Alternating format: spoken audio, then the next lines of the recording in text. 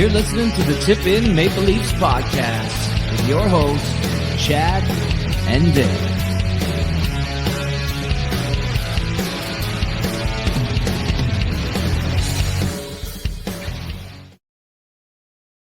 Hey, everybody. Welcome to the Tip In Maple Leafs podcast. I'm Chad, and I'm riding solo, baby. I'm taking the training wheels off. Riding her solo. Dale's not here, and I apologize to anyone who's missed us for the last few weeks. A lot's happened in Toronto Maple Leaf land, and we haven't been here. But, I was kind of waiting for Dale to see what would happen if he would feel like doing it, or I won't get into where he's at, but basically he's, sometimes you just reach a point where you got to make a change. You got to take a step back and you got to take care of yourself. And that's where he's at right now.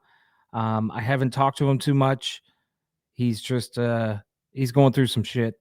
So I wish him the best. And when he is ready to come back, he will come back and we will be here. So you get one tip tonight, just my tip, which is good. Sometimes you can only handle one. But listen, the Leafs win the Atlantic Division. They beat the Buffalo Sabres 4-0. And they clinched the Atlantic. First place in the Atlantic. They did it. You know what I loved about this? I love that they didn't fuck around. It feels like in the past, Leafs teams would be like, they would need a win to maybe clinch a division or to get home ice advantage, something like that. And they go into Buffalo and they'd lose, or they would go on a losing streak and they would fall out of it, and they would have to, if we take this year as an example, then they have to beat Detroit on Thursday night. Or they need to rely on someone else losing or someone else winning or something to happen. Not this Leafs team. Ever since that Sharks loss from a couple weeks ago, they've won 8 of 9. A lot of those tight games. Their goaltending has been unreal. But they did it. They got those wins. They locked up first place. They took over first place a couple weeks ago. And even though Tampa Bay was on their tail, coming at them hard, that's what she said, they didn't let up. That's something different. That's something we haven't seen from this team, and I loved it. Makes me feel good going into it. The biggest thing is Stolarz. So we'll talk about Stolarz for a bit.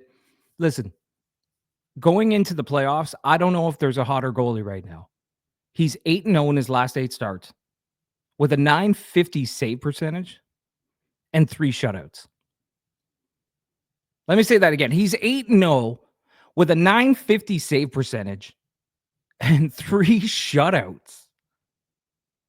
Last year, they were going into the playoffs. I don't know if you guys remember, but Samsonov, he came back from his little mental breakdown.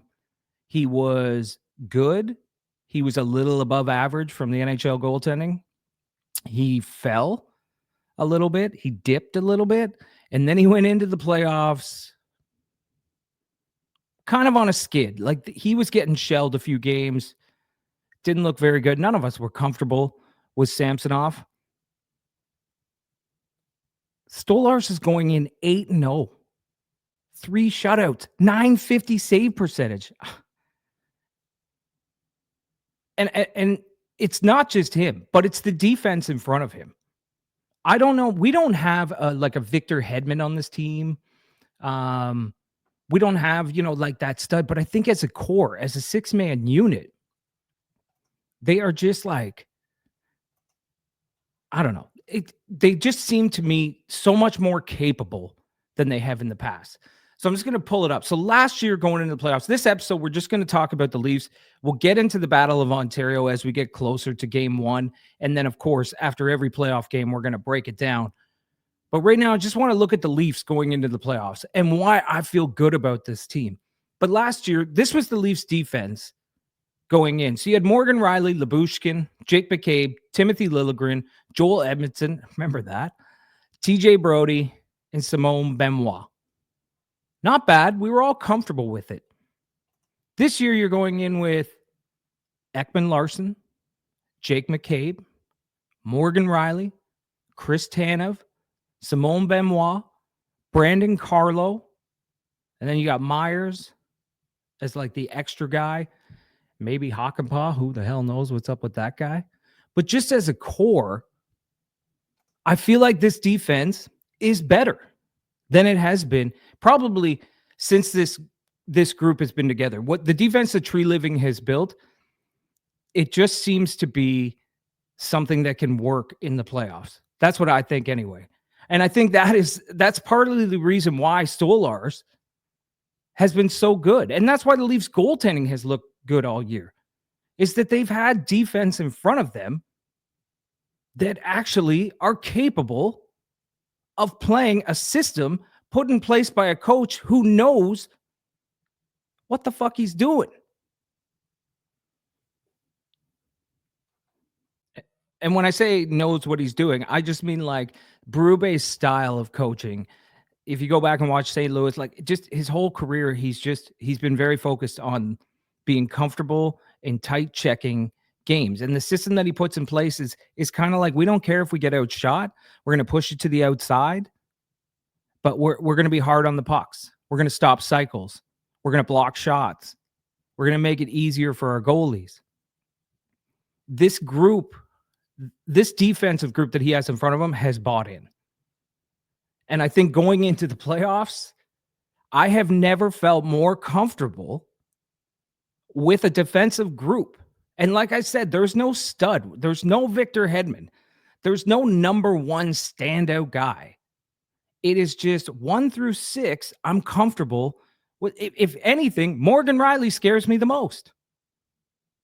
That's crazy. But that's where we're at, man. That's where we're at.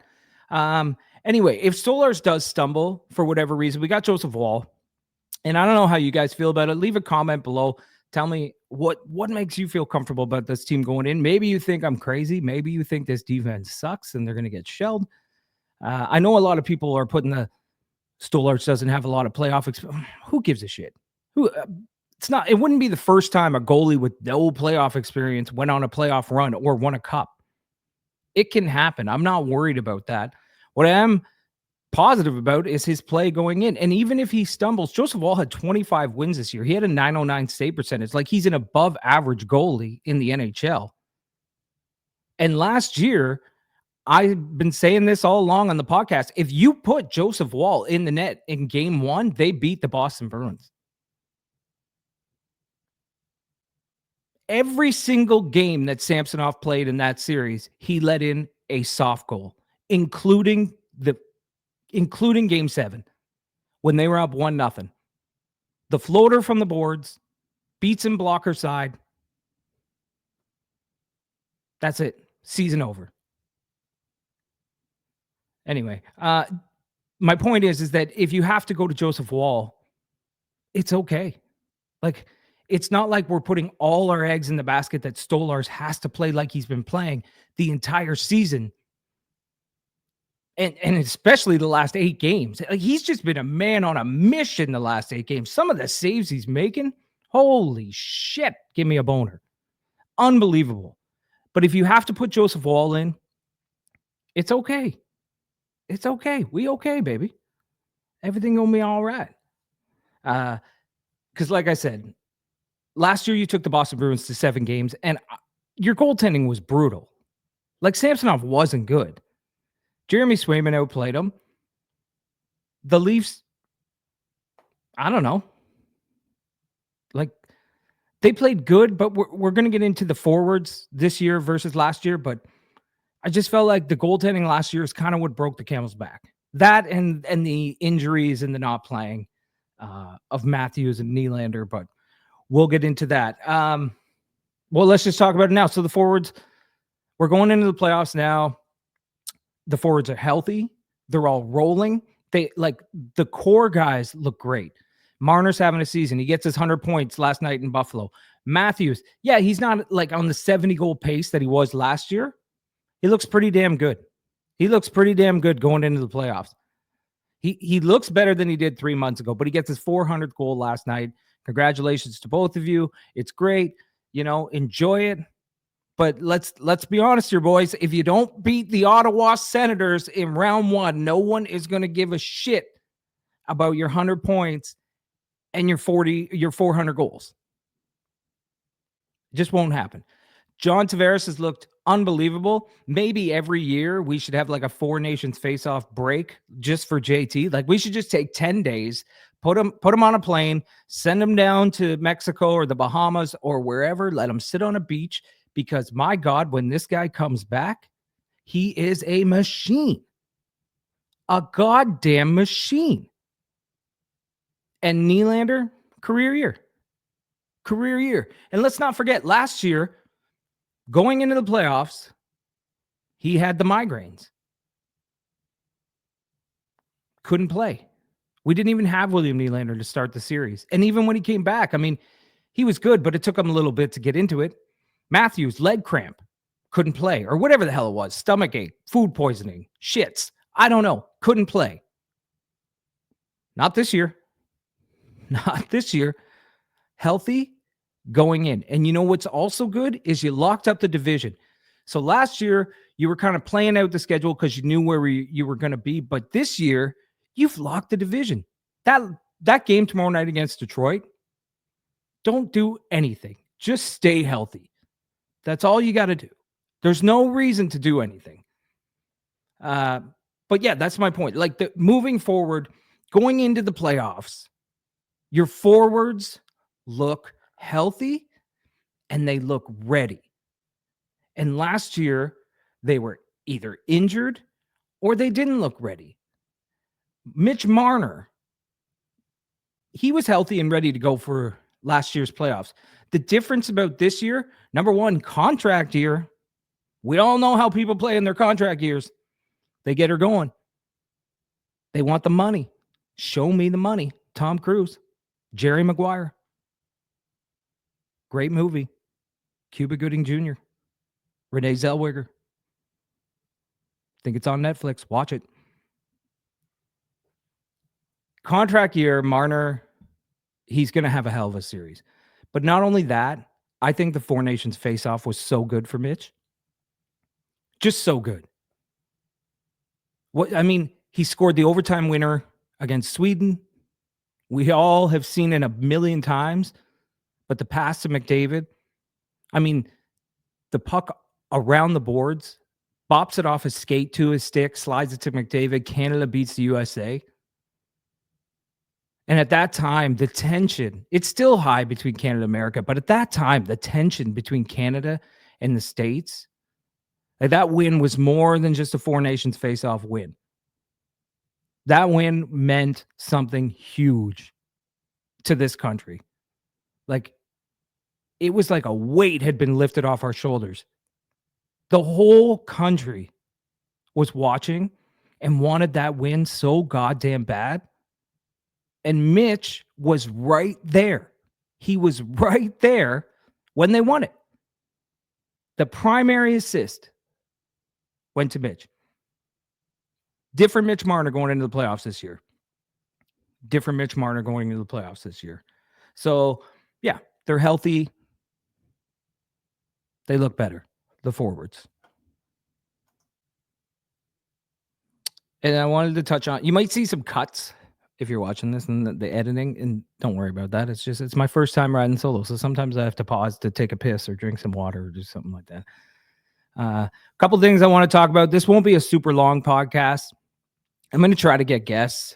If I can't get a hold of Dale, or if he's just gone, I'm going to try to get guests. I'm going to try to get people to come on. I might even do some live stuff after the games. And then if you guys are watching on YouTube and you just want to chime in and I can answer some questions, or not even answer questions like I got the fucking answers, but we could just chat back and forth. We could do that. But I will be keeping this podcast going because I just have a feeling that this is going to be a good year. And I may be wrong because I've been wrong my whole life, but you got to believe, right? You got to believe to believe. So a couple more things. I want to talk about the coaching this year versus last year as well. We touched on the goaltending being better, the defensive group being better, the forwards going in, looking better, being healthy. And the other thing about the forwards is I don't know if they're deeper.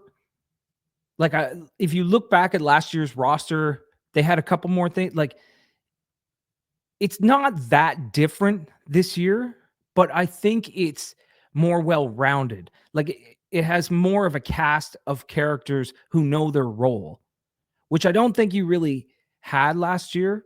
You remember you had Domi and Bertuzzi on the top line, and that was working and everything, but they're miscast up there. They don't belong up there. Matthew Nyes has come out of his shell. I don't even want to say he's come out of his shell. Matthew Nyes is just, he's grown as a player. Okay. And now he's like probably one of the best power forwards in the league at his age now. And he's only going to get better. And he's going to have a hell of a playoff. And when you see everyone's talking about Tkachuk, Brady Tkachuk, and the mess that he is going to be. Like, this is like a dog that's been locked in a cage for 7 years with a fucking bowl of food on the other side of the cage that he has been just salivating over.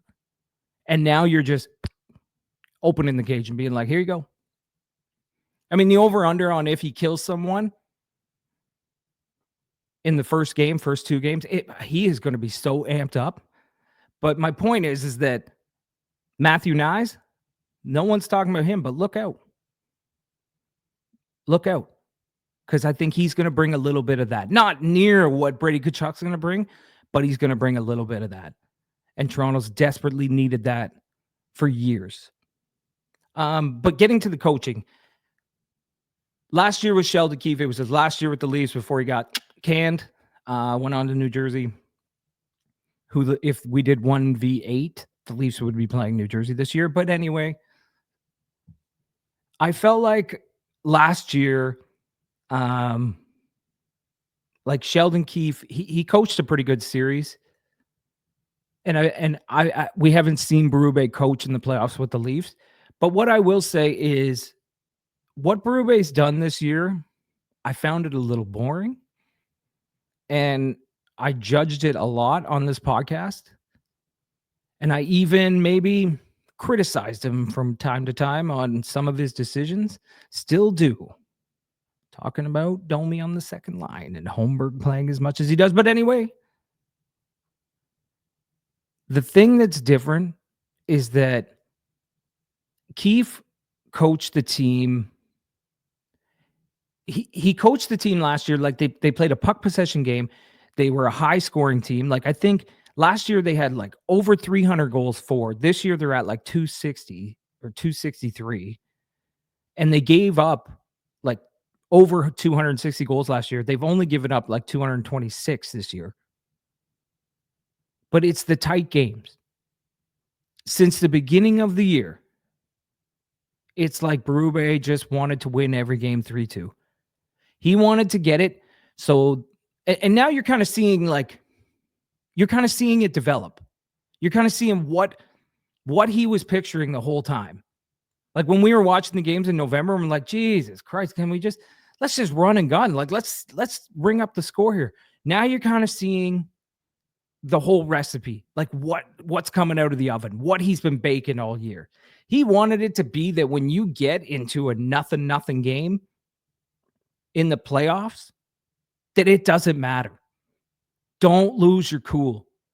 Don't lose your poise. You got this, and you're comfortable with it. And that, like, look at that Buffalo game yesterday. Like, I know it's Buffalo, but you needed the game to clinch, and it was 0-0. Saturday against Montreal, 0-0 for a long time, and you're controlling the play. If that was the Leafs of last year, don't you feel like, especially that Montreal game, Montreal just would have scored, and that would have been it.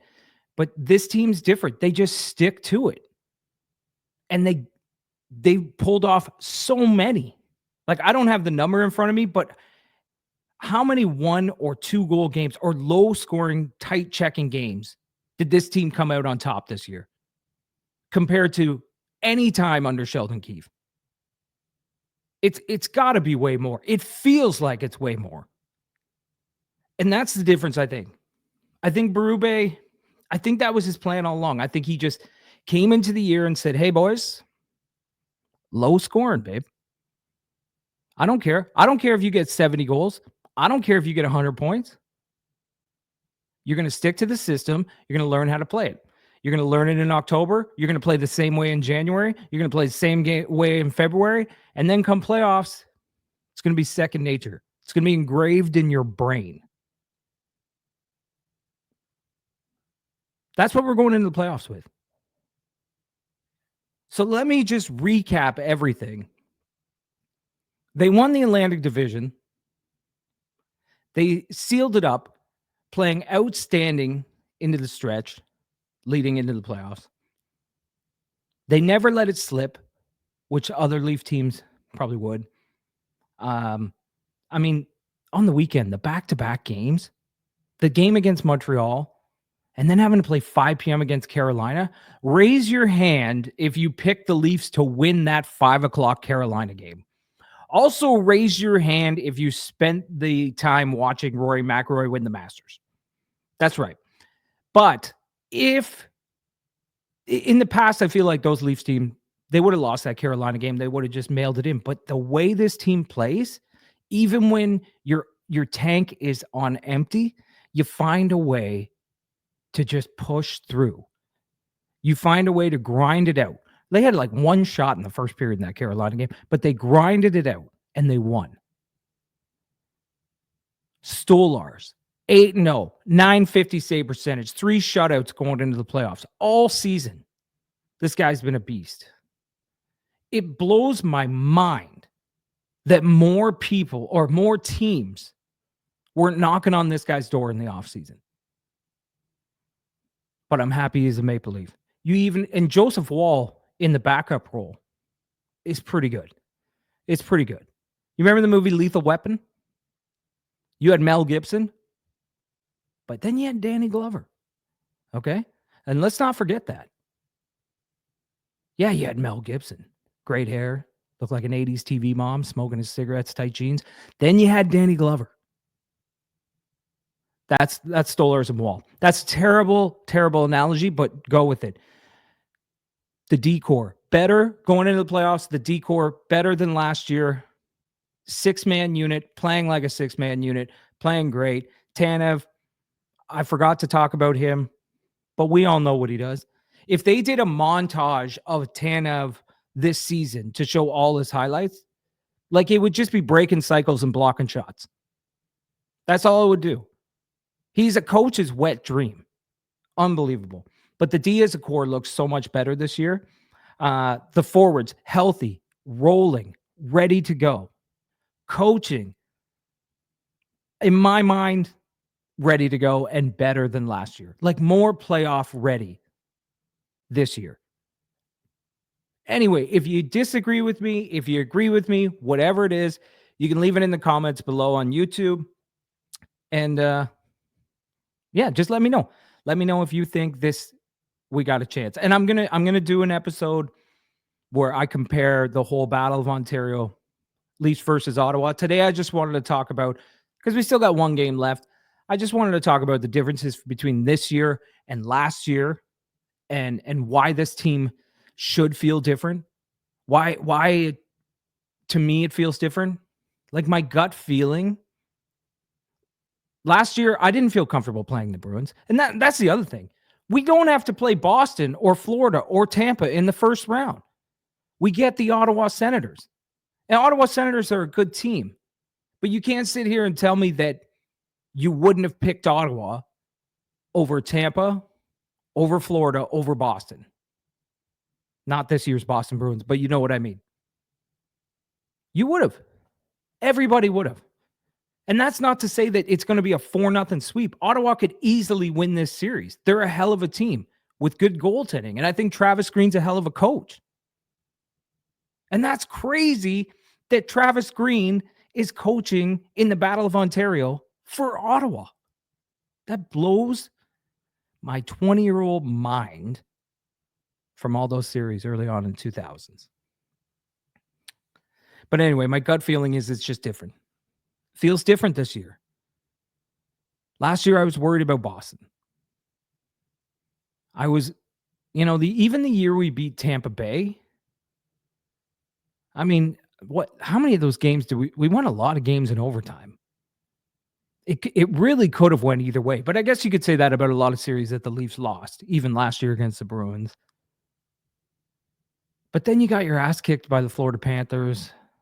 I mean, the playoff scars on these guys.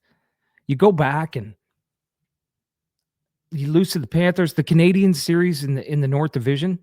I mean, that was their best chance to go on a long run when they were in the Canadian division. And they blew that. And a lot of people will compare those years to this year. But my gut, it just feels different this time around. It feels like, I don't know what it is. And maybe it's because they're playing Ottawa. And I was one of those people that grew up, and I was like in the prime of my life, you know, I was like 18, 19, 20, 21 when they were like in the years of 2000 to 2004, where they played the Senators every year and beat them in the playoffs. And maybe that's why my gut's feeling so confident about this team. But I think it has a lot to do with some of the things I pointed out as well. But let me know how you feel. Are you confident that they can get this done? Are you confident that this Leafs team not only could beat the Ottawa Senators, but then could beat either Tampa and Florida after they beat the shit out of each other down in the Sunshine State? That maybe they could get by that. And then look at the Eastern Conference. And I don't want to get ahead of myself. But if you get by that, what do you have? Washington? Maybe Carolina? Maybe the Devils upset somebody? I don't even know if Montreal's going to be there, because as I'm recording this right now, they have to get a point or they're not even in it. Anyway, I keep repeating myself, and I apologize. It's my first solo episode ever. We've been doing this podcast for 7 years. I've never done a solo episode. And Dale has taken lots of time off over the years, and I've thought about it many, many a times about doing a solo episode. And then we talked about it because when I went to Mexico, he did a solo episode, and I was like, that's awesome, because I think we should be doing content no matter what. We should always just be doing, even if one of us can't make it. But when someone's going through some shit, you know, you don't want to step on toes. You don't want to do anything. You want to make sure they get better. But I'm going to be doing these solo episodes until he comes back. I apologize if I, repeated myself 100 times. I apologize for any cuts and edits or whatever, but I did it. I have a gut feeling that this Leafs team going into the playoffs this year is the best team with this core that's ever competed in the Stanley Cup playoffs. And that goes to Tree Living. Like, a lot of the credit goes to Tree Living. And I will be perfectly honest. I thought when Tree Living was hired, I thought they went into the recycle bin and they just grabbed the last guy who had been fired. But my mind has changed. He brought in Stolars. He brought in Tanev. He made some good acquisitions at the deadline. I really like Carlo. Scott Laughton, you paid too much for Scott Laughton. Can't lie about that. Something might happen. Scott Laughton may change your mind in the playoffs. If he scores one overtime, if he's like a Gary Volk and he scores one big overtime winner, no one's going to give a shit about that first round pick. They're going to love Scott Laughton. Carlo, I think Brandon Carlo's been awesome. And the last thing I'll say is I got a feeling Steven Lorentz, the old Peterborough Pete, he's going to do something in the playoffs too. 5 game-winning goals this year. Man's got something going on. But listen, for the Tip In Maple Leafs podcast, thanks so much for sticking around and listening to my solo episode. I hope that you liked it. I'll be back and doing another one, hopefully with Dale. But if not, I will continue to do them by myself. I might do some lives where you guys can come on and chat with me, and we'll see how it goes from there. But until next time, don't forget to leave a like, hit subscribe, leave a comment. Try to be nice, even though I might have sucked today. And you can email us, thetipinpodcast@gmail.com. I need those more than ever if I'm doing them solo. So send me those videos of you ranting on the Leafs. We're going into the playoffs. Tell me what makes you confident. What makes you not confident? What makes you think Ottawa will beat Toronto if you're in that boat? I really want to hear about that. Send me a video of yourself to thetipinpodcast@gmail.com if that's your take. You can also follow us on social media at the Tip in Maple Leafs Podcast on Facebook and Instagram. Sorry if I don't get back to you a whole lot on the messages of those. We get bombarded with spam on those accounts. It's always porn accounts. Like, it's so much porn. Maybe it's because we're called the Tip In. I don't know what it is, but it is just like insane. I get bombarded with porn on the DMs in our social media. And then when I finally take the time to like scroll through, I'll find that one message from an actual listener, and I'll try to respond and do everything. I'm trying to wean it out. I send a message to Facebook. I try to report all of them. I don't know. But anyway, thanks again for listening. And until next time, keep fit, have fun. We'll catch you later.